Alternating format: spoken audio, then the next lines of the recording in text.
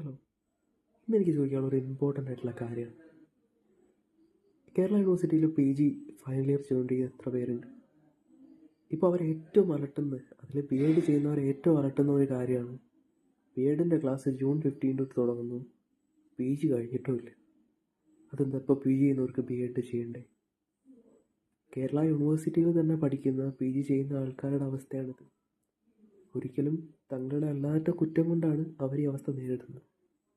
അതും ഇനി മഹാമനസ്കരായ കേരള യൂണിവേഴ്സിറ്റി, മക്കളെ നിങ്ങൾ ഇത്രയും നാൾ പഠിച്ചില്ലേ, ഒരു വർഷം റെസ്റ്റ് എടുക്ക് എന്ന് വിചാരിച്ച് ചെയ്യുന്നതാണോ എന്നും അറിയില്ല. എന്തായാലും വിദ്യാർത്ഥികളെ വളരെ ആശങ്കയിലേക്കാക്കുന്ന ഒരു തീരുമാനമാണ് ഇപ്പോൾ എടുത്തിരിക്കുന്നത്. ഞാനും അതിലെ ഒരു ഭാഗമാണ്. ഞങ്ങൾക്കും അവകാശമുണ്ട് B.Ed ജോയിൻ ചെയ്യാൻ.